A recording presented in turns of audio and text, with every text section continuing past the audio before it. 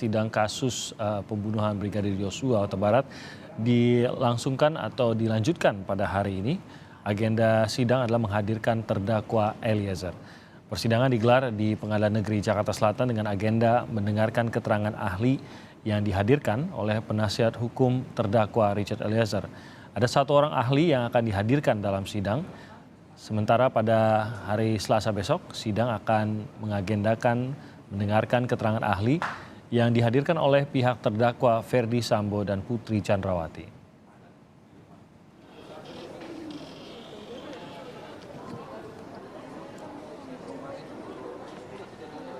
Ya, dan untuk mengikuti sidang hari ini, informasinya Richard Eliezer sudah diberangkatkan untuk menuju ke Pengadilan Negeri Jakarta Selatan pada pagi hari ini untuk mengikuti sidang yang akan menghadirkan ahli yang dihadirkan oleh penasihat hukum dari Richard Eliezer.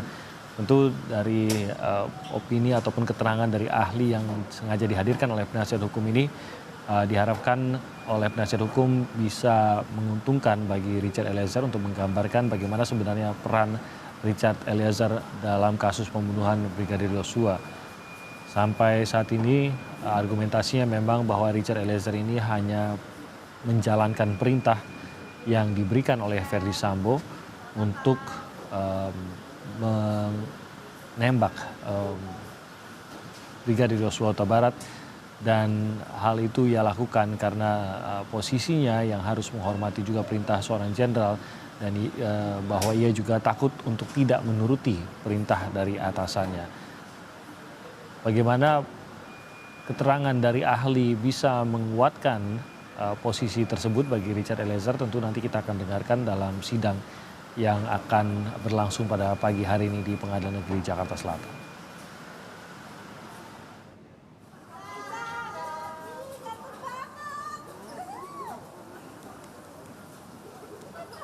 Dan kita akan memantau bagaimana situasi di Pengadilan Negeri Jakarta Selatan. Ada rekan kami ini Putu Trisanda yang berada di sana. Putu, selamat pagi. Ada satu orang ahli yang informasinya akan dihadirkan, dan ini dihadirkan oleh penasihat hukum dari Richard Eliezer. Siapa sebenarnya yang akan dihadirkan oleh penasihat hukum, dan keterangan apa yang akan digali dari penasihat hukum ataupun dari ahli ini?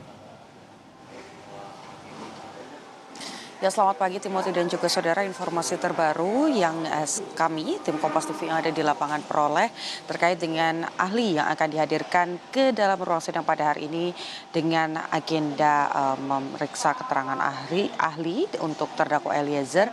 Ini bertambah, bukan hanya satu ahli tetapi menjadi 3 ahli dengan berbagai bidang.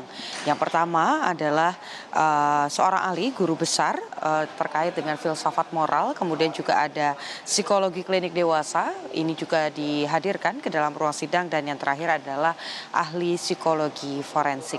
Kalau berbicara soal nama, Timothy dan juga saudara, ini memang belum bisa disampaikan kepada publik secara jelas karena memang masih menunggu konfirmasi bagaimana kemudian nanti biasanya pada awal sidang akan disampaikan dan juga ditujukan kepada publik siapa saja yang hadir, dan jika tidak bisa hadir nanti juga akan disampaikan alasan-alasannya.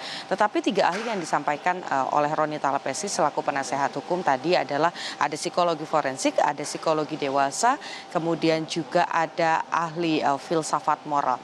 Apa yang kemudian akan digali dan mengapa kemudian 3 ahli ini dinilai bisa menguntungkan Richard Eliezer? Tentu saja ini berkaitan dengan peran, kemudian juga motif yang menyebabkan adanya penembakan pada 8 Juli 2022 lalu yang mengakibatkan Yosua Huta Barat ini menutup mata.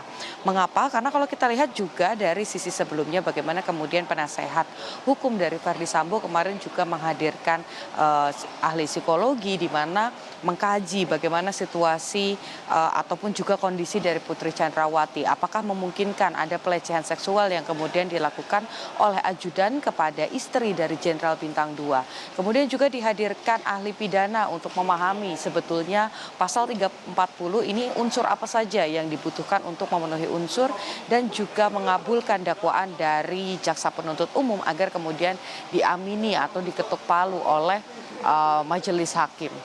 Kalau kita lihat perbandingannya dengan ahli yang kemudian dihadirkan oleh Richard Eliezer melalui penasehat hukum, ini juga tidak jauh berbeda. Bagaimana kemudian ada ahli forensik, ini berkaitan dengan luka-luka dan juga senjata yang ada pada tanggal 8 Juli 2022, di mana Richard Eliezer sampai saat ini masih mengaku hanya menembakkan 4 senjata saja, maksud kami 4 peluru saja ke arah Yosua pada tanggal 8 Juli 2022, dan itu tidak mematikan karena menurut keterangan Richard Eliezer masih ada suara dari Yosua pada saat itu, tetapi ketika Verdi Sambo menembak ini sudah tidak ada suara lagi, artinya tembakannya mematikan. Nah, ini yang nantinya akan digali, tetapi kita tidak boleh berandai-andai karena kita masih harus menunggu nanti pada pukul 10.00 waktu Indonesia bagian Barat. Timothy, sidang rencananya akan dimulai. Kami jurnalis Kompas TV yang ada di lapangan juga masih menanti kedatangan dari Richard Eliezer yang sudah berangkat dari Baris Krim Polri, tetapi kami lihat fans dari Eliezer ataupun juga pengawalan dari LPSK untuk Eliezer ini sudah berkumpul di Pengadilan Negeri Jakarta Selatan. Artinya kita tinggal menanti jalannya persidangan akan segera dimulai. Timothy. Putu, ini jadwal sidangnya hanya ini saja ya, tidak ada sidang lain yang akan berlangsung terkait dengan kasus ini? Ya, rencananya memang sesuai dengan jadwal yang dirilis oleh Pengadilan Negeri Jakarta Selatan, bahwa memang hari ini hanya Richard Eliezer saja dengan perkara pembunuhan berencana yang menjalani proses sidang dengan agenda mendengarkan keterangan ahli. Sementara untuk yang lainnya, untuk 5 terdakwa lain, kita tahu di perkara pembunuhan ada 5 orang terdakwa, ada Kuat Maruf, Ricky Rizal, ini diagendakan akan menjalani proses persidangan pada hari Rabu. Kemudian pada hari Selasa besok ini diagendakan untuk Putri Chandrawati dan juga Verdi Sambo, dengan semuanya ini sudah memasuki tahapan ataupun juga kesempatan penasehat hukum untuk menghadirkan ahli-ahli yang meringankan. Dan pada Kamis dan juga Jumat ini menjadi bagian dari perkara perintangan penyidikan untuk kemudian menjalani proses persidangan. Timothy. Baik, terima kasih Putu.